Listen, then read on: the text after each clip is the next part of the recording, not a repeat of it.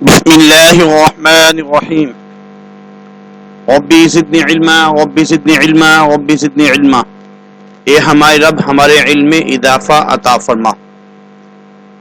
خواجہ میر درد کی غزل نمبر 2 ہم پڑھیں گے۔ عرض و سما کہاں تیری وسعت کو پا سکے،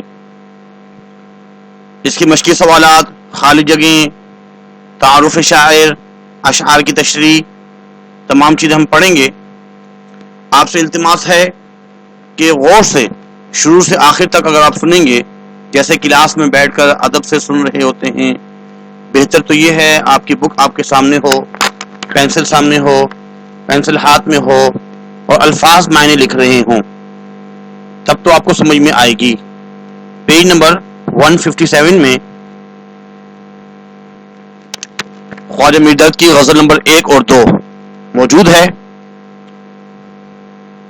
سب سے پہلے شاعر کا تعارف۔ خواجہ میر درد 1721 میں پیدا ہوئے ہیں اور 1785 میں ان کا انتقال ہوا ہے صحیح قول کے مطابق۔ نام ان کا اصل میں سید میر تھا، تخلص درد تھا، اور آپ کو کس نام سے پکارا جاتا تھا؟ حضرت خواجہ میر درد دہلوی کے نام سے پکارے جاتے تھے۔ یہ دہلوی جو ہے ان کی نسبت ہے۔ ان کے والد صاحب کا نام خواجہ ناصر عندلیب، والد صاحب کی طرف سے جاگیر بھی ملی، لیکن کچھ حالات سازگار نہ رہے۔ والد صاحب کی وفات کے بعد سجادہ نشین بنے اور خودداری کی زندگی بسر کی، بہت سے علوم حاصل کیے، قرآن اور حدیث، فقہ اور تصوف وغیرہ کے علوم بھی حاصل کیے۔ ایک درویش صرف انسان تھے اور اپنے رب پر توکل کرنے والے۔ خواجہ میر درد اردو میں صوفیانہ شاعری کے امام، اہم بات، صوفیانہ شاعری کے امام، تصوف کے امام، شہنشاہ تصوف، صوفی شاعر انہیں کہا جاتا تھا، تصوف کے امام، شہنشاہ تصوف۔ شہنشاہ سخن جو ہے وہ میر تقی میر، اور شہنشاہ تصوف کے امام جو ہیں میر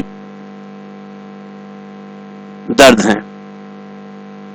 میر تقی میر کے ہم پلہ بھی ہیں، کیونکہ میر تقی میر ان سے 2 سال چھوٹے ہیں، لیکن اس کے باوجود بھی میر درد نے اپنا مقام بنایا۔ غزل آپ کی خدمت میں پیش کی جا رہی ہے۔ عرض و سما کہاں تیری وسعت کو پا سکے، میرا ہی دل ہے وہ کہ جہاں تو سما سکے، وحدت میں تیری حرف دوئی کا نہ آ سکے، آئینہ کیا مجال تجھے منہ دکھا سکے، قاصد نہیں یہ کام تیرا اپنی راہ لے، اس کا پیام دل کے سوا کون لا سکے، غافل خدا کی یاد پہ مت بھول زنہار، اپنے تئیں بھلا دے اگر تو بھلا سکے، وہ بحث کر کے بات بٹھائی تو کیا حصول، دل سے اٹھا غلاف اگر تو اٹھا سکے۔ اس میں بھی اللہ رب العزت کی حمد و ثنا اور تصوف ہی کی بات کی گئی ہے۔ شعر نمبر 1، کوشش کیا کریں کہ ہر شعر میں آپ نے حوالہ شاعر، فنی خوبی، مشکل الفاظ کے معنی، اس کا مرکزی خیال، تشریح اور مماثل شعر، یہ 5-6 چیزیں لکھنے سے ایک اچھا تاثر پڑتا ہے اور آپ کو اچھے نمبر دیے جا سکتے ہیں، مل سکتے ہیں۔ حوالہ شاعر میں لکھیں گے پیش نظر شعر خواجہ میر درد کی غزل سے لیا گیا ہے۔ درد کو اردو کا پہلا صوفی شاعر اور تصوف کا امام کہا جاتا ہے۔ فنی خوبی میں ہم نے کیا کیا پڑھنا ہوتا ہے، کیا پتہ کیسے پتہ چلتا ہے؟ اگر پہلا شعر ہے تو مطلع، اگر اس میں کسی واقعے کا اشارہ ہے، حضرت نوح علیہ السلام کا، زلیخا کا، ابراہیم علیہ السلام کا، یا کسی بھی قرآن کے واقعے کی طرف اشارہ ہے تو وہ ہے تلمیح۔ کربلا کا واقعہ ہے تلمیح، اس میں ضد پائی جا رہی ہیں، 2 چیزوں کی ضد آپس میں متضاد ہے، ضد پائی جا رہی ہے تو وہ صنعت تضاد، ضد پائی جا رہی تضاد۔ ایسے ہی اگر کوئی الفاظ اس میں ادھار لیا جا رہا ہے وہ اس کے معنی نہیں ہے تو استعارہ، کسی چیز کو کسی چیز سے مشابہ کیا جا رہا ہے تشبیہ، اور آخری شعر ہے تو مقطع۔ یہ تمام چیزیں ان کو سمجھنا بہت ضروری ہے۔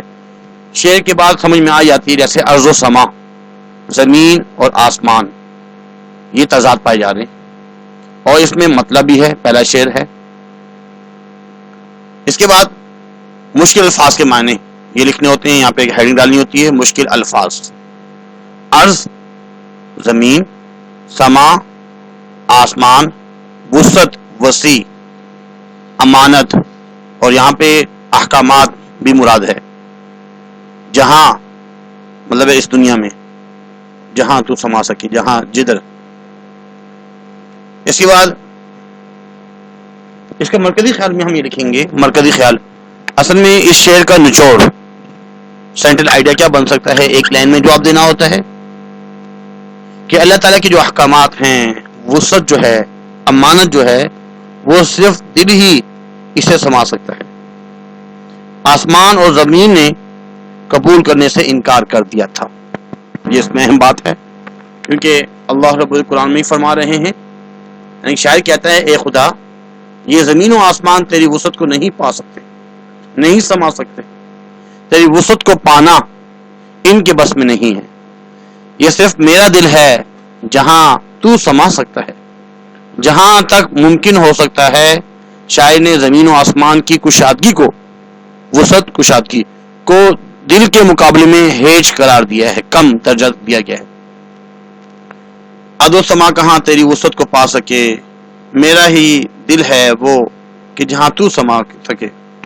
اللہ رب القرآن میں فرماتے ہیں اِنَّا أَعَرَضْنَا الْأَمَانَةَ، ہم نے پیش کی تھی اپنے امانت، عَلَى السَّمَاوَاتِ وَالْأَرْضِ وَالْجِبَالِ، آسمان، زمین اور پہاڑوں، ان کو جو ہے پیش کی تھی اپنی وسعت، اپنے احکامات، اپنی امانت۔ فَأَبَيْنَ أَن يَحْمِلْنَهَا، تو انہوں نے اس ذمہ داری سے انکار کیا، أَن يَحْمِلْنَهَا وَأَشْفَقْنَ مِنْهَا وَحَمَلَهَا الْإِنسَانُ إِنَّهُ كَانَ ظَلُومًا جَهُولًا، اور انسان نے اس کو اپنے ذمہ لیا اور وہ ظالم ہے، جاہل۔ اصل میں انسان کے دل میں اللہ بستے ہیں، بیت اللہ اللہ کا گھر تو ہے لیکن اللہ انسان مومن کے دل میں بستے ہیں۔ اس میں اہم بات جو کی گئی، مماثل شعر جو ہے، جیسے کہ غزل نمبر 1 میں ہم نے ہر ایک کے مماثل شعر آپ کو بتائے تھے، اندراج کیے تھے، لیکن یہاں پہ ہم نے خود جو ہے اندراج نہیں کیے، وہ آپ کے لیے ایک اسائنمنٹ سی ہے، کام ہے، کمنٹس میں لازمی، کیونکہ کچھ کام آپ کو دیا جائے آپ خود کریں اس میں، اور اس کے جو مرکزی خیال ہیں وہ خود نہیں لکھے تاکہ آپ سن کر جو ہے اس کو لکھ سکیں۔ کوشش کیا کریں کہ جیسے کوئی بھی شعر ہے اس کا جو مماثل شعر بن رہا ہے اس سے ملتا جلتا ہو، اس کی میننگ وہ ہو، تو وہ جو ہے کمنٹس میں بھی لازمی بتائیے گا۔ اگر وہ واقعی اس کا مماثل شعر بن رہا ہوگا تو میں بتا پاؤں گا، ورنہ میں بتا دوں گا کہ بھائی اس کا مماثل شعر یہ نہیں بن رہا، کوئی اور تلاش کیجیے، اس میں آپ ہی کا فائدہ ہے۔ شعر نمبر 2، وحدت میں تیری حرف دوئی کا نہ آ سکے، آئینہ کیا مجال تجھے منہ دکھا سکے۔ اس کا مرکزی خیال سن لیجئے کہ توحید ذات کا تصور، اس میں اندر دوسرا لفظ جو ہے نا، دوسرا حرف شریک ہو ہی نہیں سکتا، کیونکہ اللہ رب جو ہے وہی وحدہ لا شریک ہے۔ مشکل الفاظ کے میں نے وحدت، توحید، اکیلا، دوئی کا مطلب ہوا شریک اور دو ہونا، مجال، محال، تشریح۔ اس شعر میں شاعر عقیدہ توحید کی وضاحت کرتے ہوئے فرما رہے ہیں کہ وحدت سے مراد یہاں پر توحید ہی ہے، اور شاعر کہتا ہے کہ اے اللہ، تو ایسا اکیلا ہے، ایسا واحد ہے، وحدہ لا شریک ہے کہ تیری ذات کا تصور کرتے ہوئے کسی کو شریک کرنا تو محال ہے، ذہن میں ہی نہیں آتا، کسی کو ہم شریک کر ہی نہیں سکتے، تیرے جیسا کوئی ہے ہی نہیں، لا وزی ولا ولا مشیع له، نہ کوئی وزیر ہے نہ کوئی مشیر ہے. شرکت کا جو حرف ہے شریک توحید یعنی کہ دو ہونا، وہ بھی میرے ذہن میں نہیں آتا. تو ایسا وحدہ لا شریک ہے. شریک تو درکنار، لفظ دو ہی بھی میرے ذہن میں نہیں آتا کہ آپ جیسا کوئی نہیں، آپ جیسے کوئی مثل والا ہے ہی نہیں.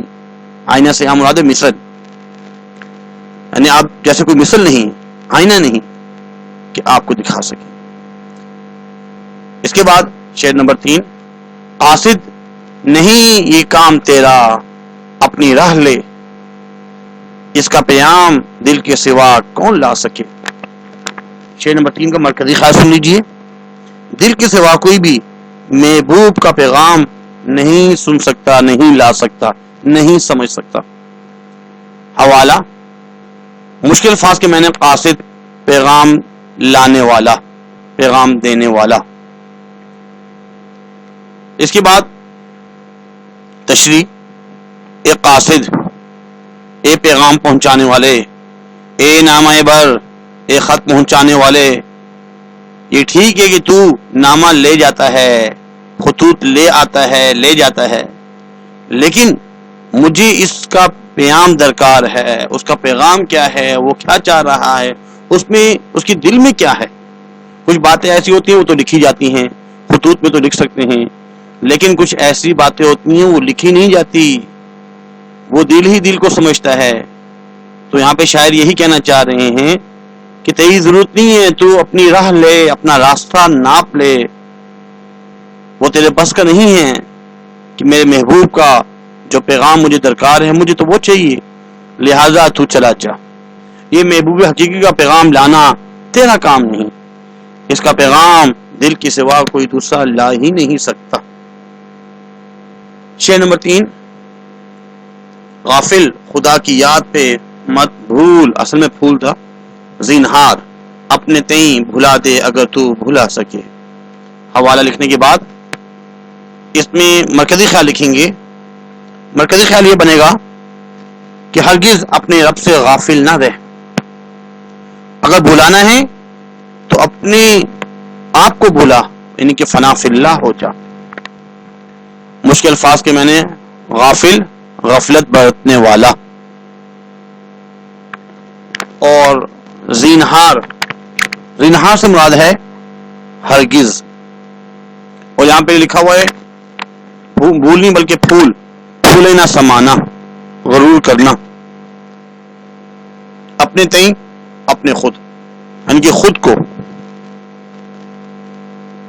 تشریح میں لکھتے ہیں کہ شاعر کہتے ہیں، شاعر فرماتے ہیں کہ اے غافل، اے غفلت برتنے والے، اے انسان، خدا کی یاد کو اپنے دل میں ہمیشہ رکھ، ہمیشہ اپنے رب کو یاد کر. فذکر، اپنے رب کو ذکر کر، تذکرہ کیا کرو. خدا کی یاد پہ مت بھول، اور اس کو کبھی مت بھلانا، اور کبھی غرور تکبر بھی نہیں کرنا. اگر بھلا سکتا ہے تو اس کی یاد میں خود کو بھلا دے، اپنے آپ کو بھلا دے، فنا فی اللہ ہو جائے. جب انسان مراقبہ کرتا ہے تہجد کی نمازوں میں، عبادات میں، ایسے اللہ کی محبت میں مستغرق ہو جائے کہ بس اللہ ہی اللہ ہو، اللہ کے علاوہ کوئی نہ ہو. تو یہ ہے فنا فی اللہ ہونا. اگر بلانا بھی ہے تو خود کو بلا دے اپنے رب کی یاد میں، کیونکہ اللہ پاک نے انسان کو بنایا اس لیے وما خلقت الجن والانس الا لیعبدون، میں نے جنوں اور انسانوں کو اپنی عبادت کے لیے پیدا کیا ہے. اللہ نے ہمیں پیدا ہی کیا ہے کہ ہم اپنے رب کو یاد کریں، ہر وقت یاد کریں. فاذکرونی اذکرکم، مجھے یاد کرو میں تمہیں یاد کروں گا. اپنے رب کو یاد کرنا ضروری ہے. اس کے بعد آخری شعر ہے مماثل شعر، آپ نے خود لکھنا ہے اس میں اور کمنٹس میں مجھے بتائیے گا. شعر نمبر 5، گو بحث کر کے بات بٹھائی تو کیا حصول، دل سے اٹھا غلاف اگر تو اٹھا سکے. اس میں اصل میں حوالہ لکھنے کے بعد مرکزی خیال یہ بنے گا کہ بحث و مباحثہ سے زبانوں کو چپ کرانے سے بہتر یہ ہے کہ اپنی دل کی بات اس کے دل میں بٹھا دو، اس کو سمجھا دو۔ مشکل الفاظ کے معنی، اس میں حصول حاصل کرنا، بحث و مباحثہ، گو مراد گویا۔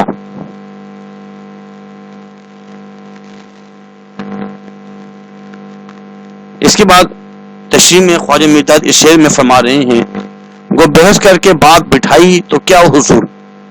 اکثر نسخوں میں اور دیوان درد میں بٹھائی ہے، یہ لفظ ہے اس میں ہماری بک میں بنائی مکتوب ہے لیکن اصل میں بٹھائی ہے۔ شاعر مخاطب سے فرما رہے ہیں کہ جو لوگ بحث و مباحثہ کر کے اپنے مد مقابل کو خاموش کروا دیتے ہیں قرائن کی روشنی میں یا دلائل کی قوت کی وجہ سے، شاعر کہتے ہیں کہ زبان کو خاموش کروانے سے کیا حاصل، اصل تو یہ ہے کہ دلوں کو قائل کیا کرو، دلوں کو قائل کرنا، زبانوں کو بند نہ کیا کرو۔ اگر تم کسی کو لاجواب کرنا چاہتے ہو تو دل سے قائل کیا کرو، تم اپنے دل کی بات اس کے دل میں اتار دو اچھے طریقے سے، احسن طریقے سے۔ قرآن میں بھی اللہ پاک فرماتے ہیں ادعو الی سبیل ربک بالحکمت والموعظۃ الحسنہ، اپنے رب کے راستے کی طرف لوگوں کو حکمت کے ساتھ اور خوش اسلوبی سے نصیحت کر کے دعوت دو، لوگوں کو اللہ کی طرف بلاؤ، پیار محبت سے اپنی بات اس کے دل میں اتارو۔ مماثل شعر آپ کے ذمہ، مشقی سوالات، درج ذیل اشعار کی تشریح کیجیے۔ پیج نمبر 158 میں اگر دیکھیں تو 2 اشعار کی تشریح پوچھ رہے ہیں، اور امید ہے کہ پیپر میں بھی یہ 2 اشعار آ سکتے ہیں کیونکہ خواجہ میرداد کی غزلوں میں سے لازمی شعر آتا ہے۔ ایک تو پوچھ رہے ہیں عرض و سما کہاں تیری وسعت کو پا سکے، میرا ہی دل ہے وہ کہ جہاں تو سما سکے، اور دوسرا ہے قاصد نہیں یہ کام تیرا اپنی راہ لے، اس کا پیام دل کے سوا کون لا سکے۔ اس کے بعد اگلا سوال ہے، اگلے سوال میں میرداد کی دونوں غزلوں کے مطلب میں قافیہ اور ردیف کی نشاندہی کیجیے۔ اس میں قافیہ کون سا ہے، ردیف کون سا ہے؟ جیسے دل ناداں تجھے ہوا کیا ہے، آخر اس درد کی دوا کیا ہے، اس میں ہوا دوا یہ تو قافیہ ہیں، ہم قافیہ ہیں، اور کیا ہے یہ تو ردیف ہے جو آخر میں آ رہے۔ تو ایسے ہی غزل نمبر 1 میں اگر ہم دیکھیں رقم کا، قلم کا، قدم کا، حرم کا، کرم کا، یہ سب ردیف ہے جو بار بار آ رہے ہیں، اور وصفوں اور تو اس میں جو واو معروف ہے، واو جو آ رہا ہے یہ قافیہ ہے۔ ایسے غزل نمبر 2 میں پا سکے، سما سکے، دکھا سکے، لا سکے، بھلا سکے، اٹھا سکے، یہ جو الفاظ آ رہے ہیں یہ ردیف ہیں، بار بار آ رہے ہیں، اور اس میں کو اور تو جو ہے وہ ہے قافیہ۔ میرداد کی غزلوں کا موضوع جو ہے وہ تو اللہ کی حمد و ثنا اور تصوف ہے۔ مشکل الفاظ کے معنی، زینہار ہرگز، مقدور طاقت ہونا، ہمت ہونا، تعقل عقل میں آنا، سمجھ میں آنا، حرف دوئی، دوئی کا مطلب 2 ہونا، 2 حرف ہونا، 2 معنی ہونا، یا شرک کی شرک والے معنی، اپنے تئیں خود کو۔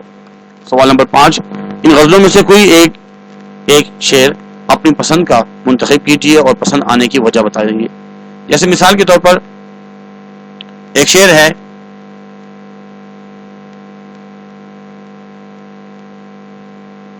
خواجہ میرداد کا پہلا ہی شعر بہت ہی اہم ہے، عرض و سما کہاں تیری وسعت کو پا سکے، میرا ہی دل ہے وہ کہ جہاں تو سما سکے۔ یعنی کہ مومن کا دل جو ہے وہ اللہ کی یاد سے وابستہ ہونا چاہیے، ہر وقت پر نور ہونا چاہیے، کیونکہ مومن کے دل میں ہی اللہ بستے ہیں۔ اس کے بعد پہلی غزل کے تیسرے شعر میں کون سی شعری صنعتیں موجود ہیں؟ اس میں صنعت تضاد ہے، شیخ اور برہمن، مسلمان اور غیر مسلم، دیر اور حرم، مندر اور مسجد۔ اس کے بعد منتخب کثیر انتخابی سوالات، لوح و قلم سے مراد جو ہے اللہ تعالیٰ نے جس مقام پر انسانوں کی قسمتیں لکھی ہیں اور جن چیزوں سے لکھی ہے، جس چیزوں سے لکھی ہے اسے تو قلم، اور جس مقام پر لکھی ہے اسے لوح کہتے ہیں، تختی۔ شیخ اور برہمن، مسلمان اور غیر مسلم۔ مسند عزت، مسند کا مطلب ہوتا ہے بیٹھنے کی جگہ، قیام گاہ۔ اس میں عہدہ اور اعلیٰ آ ہی نہیں سکتے۔ عزت والی کرسی، اصل میں بیٹھنے کی جگہ تو کرسی ہے اور عزت والی، لیکن اس کا جو مفہوم پوچھ رہے ہیں، مفہوم میں زیادہ موضوع یہی ہے مناسب، عرش الہی، کیونکہ اللہ رب العزت اپنے عرش میں رہتے ہیں، عرش اوپر۔ لفظ قاصد کا مطلب ہے پیغام لے جانے والا۔ اس غزل میں آنکھ کھلی تھی، اس سے مطلب ہوش میں آنا۔ ابھی ہوش میں ہی آئے تھے کہ چل بسے، کیونکہ دنیا کی زندگی بہت ہی مختصر ہے اور انسان نے یہاں سے کوچ کر جانا ہے۔ خواجہ میرداد کی دونوں غزلوں میں یہی بات بتائی جاتی ہے کہ دنیا کی زندگی بہت قلیل ہے، مختصر ہے، ہم سب کو یہاں سے کوچ کر جانا ہے۔ جگہ جی لگانے کی دنیا نہیں ہے، یہ عبرت کی جا ہے، تماشا نہیں ہے۔ اس لیے آخرت کی فکر کرنا، اپنے نمازوں کا خیال رکھنا، ذکر و اذکار کا خیال رکھنا بہت ضروری ہے۔ قرآن کی تلاوت بھی، ایسا نہ ہو دنیا میں ہی ہم لگے رہے اور موت کا فرشتہ اچانک آ جائے اور ہمارے لیے اس وقت پریشانی ہو کہ ہم نے کیا پایا اور کیا کھویا۔ آپ سے التماس ہے کہ جنہوں نے ابھی تک میرا چینل سبسکرائب نہیں کیا، برائے مہربانی سبسکرائب کیجیے، اور ڈسکرپشن میں جو نیچے دیکھیں اس میں تمام ویڈیو کی لنکس موجود ہیں۔ جتنی بھی ویڈیو ابھی تک اپلوڈ ہو چکی ہیں ایسے ہی اسلامیات کی، کیونکہ وہ تو بک چینج نہیں ہوئی، پچھلے سال ہم نے اس پہ کافی پوری بک کی ویڈیو ہم نے اس میں اپلوڈ کی تھی، اور اس کی لنکس بھی موجود ہیں اسلامیات میں۔ پلے لسٹ میں جا کے بھی دیکھا جا سکتا ہے، فرسٹ ایئر کی اسلامیات، فرسٹ ایئر کی اردو۔ تو آج کے لیے اتنا ہی کافی ہے۔ کمنٹس لازمی کیجیے گا، شیئر کیجیے گا تاکہ دوسروں کو بھی فائدہ ہو اس سے۔ آج کے لیے اتنا ہی کافی ہے، اپنا خیال رکھیے گا۔ اللہ حافظ۔ وما علینا الا البلاغ المبین۔